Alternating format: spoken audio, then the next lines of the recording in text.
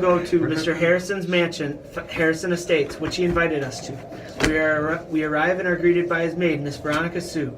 She shows us the way to breakfast, which she prepared for us all. Everyone is kind of confused why no one has seen Mr. Harrison at all. One cool evening in the summer of 1956 at the Harrison Estate in an uncharted island in the Central Pacific, a mystery unfolds. Strange things have happened here, and stranger things are yet to come. Hello everyone, my name is Miss Veronica Sue and I will be your maid during your stay at Harrison Estate. If you have any questions, you can find me in my room across from my library. Dr. William Gage, your room is located on the second floor. Mr. Clarence McDonald, you can find your belongings on the third floor. Mr. Jackson Clemens and Mr. Henry Oxwell, please follow the stairwell to the fourth floor. Breakfast will be served at 9 o'clock sharp. Mr. Tyler Harrison will make his appearance later in the morning. He is occupied at this time. He sends his greetings. Thank you, Miss Sue, but we are all old friends of Tyler's and should have no problem finding our rooms. Miss Sue, are his whereabouts a secret? I'm sorry, Mr. Clemens. I am not informed of Mr. Harrison's daily itinerary. I am here to assist his commands. Thank you, Miss Sue. Just one question. I would be delighted to give you an answer. What is on the menu? You will just have to wait and see, okay? Okay. See you soon, Miss Sue. Wow, what a spectacular mansion Mr. Harrison has. I wonder why he can't come down to greet us. I'd like to thank him for inviting me to this incredible house in person. I used to know him.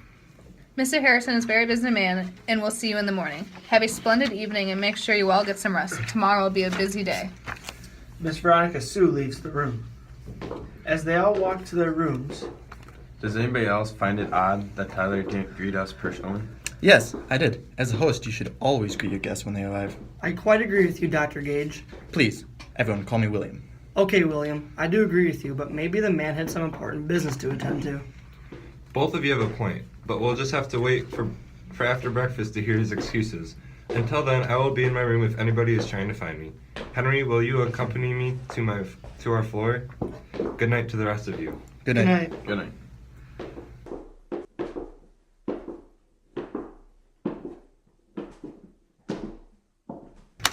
Scene 2, find out death at breakfast. All the guests are seated around the breakfast table, eagerly waiting to be greeted by Mr. Harrison. Good morning, everyone. How did you all sleep? I slept wonderfully. Tyler sure knows how to make a guest feel welcomed. I couldn't agree more. I slept like a log. I disagree with you all. I was up all night walking the halls. I couldn't get comfortable. Speaking of Tyler, where is he? Miss Veronica Sue comes running into the dining room. Mr. Harrison was just found dead lying on the library floor. It seems to be he was stabbed to death. The blade was found seared in his back. There was a note left alongside his body. Who found his body? The butler, jailer. Well, what does the note say? He took the oath, he took the fame. Whoever intervenes will fade away. Anyone who leaves the estate will be next. Well, what does that mean? Tyler was a dear friend. Who'd want to kill him? I think the note was telling us to not get in the way of this mess. Miss Sue, will you please use the telephone and alert the authorities? Yes, sir, Mr. Clemens. Miss Sue leaves the room. Where's the weapon? Someone ring for the butler. We can't leave him up there like that. We should send for a footman to take care of the body. No, we should leave it for when the coroner and policemen arrive. Well then, send someone up to cover his body with a sheet. Yes, I agree with Henry about the body, but that still leaves one problem left. Who is the killer? They all come to the realization that the murderer is still on the island. Is the murderer one of us? Scene 3, common room. Later in the day, about noon, everyone is in the common room. Dr. William Gage and Mr. Jackson Clemens are playing pool, while Mr. Henry Oxwell and Mr. Clarence McDonald are sitting reading the morning paper. The guests are talking about who the potential murderer could be. So, Clarence, who do you believe murdered our dear friend Tyler? That question has been lingering in my thoughts all morning. Tyler was an extraordinary man. He was generous, kind, and always offered a helping hand. I always envied him for never caring about the money. I, for one, always hated that about our dear old friend. He was always out working and showing us up. Even when we were young, Tyler was working long hours in the field, making more of a profit, and getting the beautiful ladies. We were always coming in second place. Tyler could have been the poorest man in the world and still have been happy. He lived a good life, and he deserved many more years. I second that. In walks Miss Veronica Sue. Mr. William Gage stops playing pool and sits by Mr. Henry Oxford. Good afternoon, gentlemen. How has everyone's day been? A little rough, Miss Sue. I have been a little uneasy knowing a murderer is still here on the island.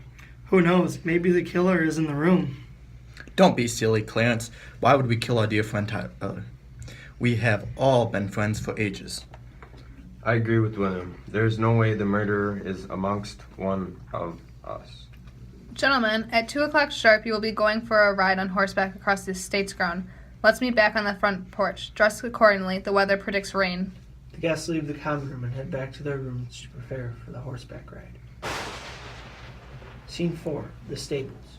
It's nice to see everyone again. Follow this path through the garden. The stable will be located on your left after you pass through the woods. You will meet your instructors in the stables. Enjoy. All right, gentlemen. Shall we be on our way? After you.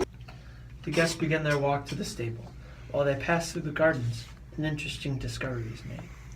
This fresh air is exactly what we needed. I could not agree with you more, my dear friend. This garden is absolutely beautiful. But what is this? Mr. McDonald discovers a blotchy trail of a red, wet substance. Is that blood? I don't know, it could be. All of you guys have jumped to conclusions. First, you insist that the murderer is one of us. Now you witness a little drop of red dye and believe it is blood. It is probably just a type of fertilizer. William's right. We have all been a little on edge since Tyler's passings. Let's just keep walking. They walk the rest of the way out of the stables in silence. Once there, another mystery awaited. Is that what I think it is? I believe so. I think I'm gonna be sick. Who would do such a thing? This was no accident. Before their eyes hung the dead bodies of the stable boys. Behind them read the message, in the same red, wet substance that was found in the garden. I told you not to get involved. Whoever tries to figure out my identity or leave the estate will be next. I do not want to kill another dear old friend. At the end of the message, all 4 guests looked worriedly at one another. None of them wanted to break to the stair first, nervous that they would be targeted next. So, my dear lads, did you interpret the message the same as myself? The killer is standing amongst us? Well, I can promise you that it's not me. Why would I target these poor, dirty stable boys? It wasn't me. I don't have a mean bone in my body. I couldn't hurt a fly if I tried. Well, someone is lying. Everyone just claimed it wasn't them. You guys heard the message. Our killer threatened whoever tries to uncover his identity would be next. We better not talk about this. The guests walked back to the estate in silence, never breaking eye contact. Dinner was arranged to be served in their rooms as everyone was too terrified to descend the stairs to meet and greet for supper. They stayed the night hiding under covers, uncomfortably in fear of what was to come in the following days. Life could end at any moment. The fear of death had consumed everyone, or at least appeared to. The killer was among them. Who will go next? Scene 5, breakfast. Mr. Clarence McDonald and Mr. Jackson Clemens are the only 2 guests that descended for the morning breakfast. Dr. William Gage and Mr. Henry Oxwell stayed in their rooms. Good morning, gentlemen. I'm terribly sorry to hear about your discovery in the stables yesterday. Because of this incident, today's activity will be postponed until further notice. Enjoy breakfast and the rest of your day. Thank you, Miss Sue. If you need anything, you can find me in the library. Miss Sue leaves the room. I wonder what today's activity was supposed to be. I overheard the butler saying we were supposed to be taking a drive up to the mountains. Oh, splendid. That sounds like a wonderful place for our murderer to victimize his next enemy. Jackson, you read the message. Whoever talks about the killings will be next. Forget about the message. People are dying left and right, and we aren't supposed to be concerned or vocalize our fear. William and Henry didn't even appear for breakfast because of the bloodbath that has taken place. I believe you when you say you are not behind this mess. Please believe me when I say I'm not at fault for this either. I do believe you, Clarence. You have been one of my closest friends for a long time. Thank you, Jackson. Can we please keep this conversation between ourselves? I would hate for people to catch wind of this and victimize us next. What conversation? Scene 6, goodbye. All the guests are lounging in the common room. Some may say you could hear a pin drop. Everyone is too afraid to make a sound and is at a loss on what to say. Finally, Dr. William Gage speaks up. The weather's been awful today. It hasn't stopped raining since noon. At breakfast this morning, Miss Sue told Jackson and I that our activity had been canceled for the day. What a disappointment. A nice drive up to the mountains would have been nice. I don't know about you, but I'm not stepping foot outside of those front double doors unless it's for a ride home. I second that. There is no activity that will make me eager enough to leave the estate. I can't take this anymore. This place is giving me anxiety and making me go crazy. I need to leave. I need to get away. I need to clear my mind. Clarence leaves the room. Dr. William Gage, Mr. Henry Oxwell, and Mr. Jackson Clemens continue to make small talk until they hear a loud bang outside. The guys rush to the windows surrounding the double doors to the entrance of the estate and witness Miss Sue's body lying on the ground with shards of broken glass surrounding her. When they rushed through the doors to observe what happened, Mr. Henry Oxwell looked up and saw a palesome Mr. Clarence McDonald hovering over the balcony on the second floor, staring down at what just happened. Clarence, what have you done? Dr. William Gage rushes up to the library so Mr. Clarence cannot escape. My gosh, lad, why? What have I done? What have I done? Oh my. So it's been you the entire time. You're the mysterious killer. First Tyler, then the stable boys, and now Miss Sue. But why? Mr. Henry Oxwell and Mr. Jackson Clemens enter the room. I swear I didn't kill the others. I went mad. I couldn't handle the stress of being locked up in here anymore. Please believe me, I didn't kill the others. But why Miss Sue? It was an accident. I was in here pacing, trying to relieve some stress, and she walked in behind. I didn't know she was in here until she tried to put her hand on my shoulder to soothe me. Her simple touch of generosity frightened me. I didn't mean to push her, especially not through the window. I was just frightened. Tell that to the judge. No one will believe your story. Please, I'm begging. I never hurt the others, especially Tyler. Someone better keep watch on him tonight so he doesn't try to pull another shenanigan throughout the night. Notify the butler. Scene 7. The bedroom. The butler took the night shift to watching Mr. Clarence McDonald. When the sun rose, the remaining guests entered the dining room for morning breakfast. Will Clarence be joining us for breakfast? I hope not. I can't believe him. He looked me straight in the eyes and told me he wasn't the man behind the crimes. I'm so disgusted with him. Speaking of Clarence, we should go check on him. Let's make sure he didn't manage to kill the butler. Good idea. Everyone ascended the stairs in silence. When they made it to Clarence's room, the butler was sound asleep outside. Mr. Henry Oxwell pushed Clarence's bedroom door open and walked inside. Mr. Jackson Clemens tapped Mr. McDonald's shoulder to wake him up. Clarence, wake up. No response. Clarence, this isn't funny. Get up. Again, no response. Guys, something's wrong. Clarence has no pulse. He's dead. How is this possible? Clarence is a killer. Now he is dead. Maybe he couldn't live with the guilt. What if he had a heart attack? And then there were 3. Scene 8. The escape room. The remaining guests spent the next 2 days in their rooms, refusing to come out. Finally, the 3 guys ventured to the common room to play a game of pool and read the newspaper. Everything in this house is so messed up. I agree. I can't wait to leave. Speaking of leaving, does anyone know when we can? Why can't we leave? No one is keeping us here. The only reason we have stayed is because of the fear from the message left in the stables. Is there a way out? I saw a car parked off on one of the trails when we were coming in the first night. I'm sure it's still parked there. I say after breakfast tomorrow we pack our bags and get away from the Harrison estate. Once we leave, how do we know where to go? We don't. Just drive far, far away until we find a ferry that can take us away from here. Sounds good to me. I'm going to start packing now. See you all bright and early.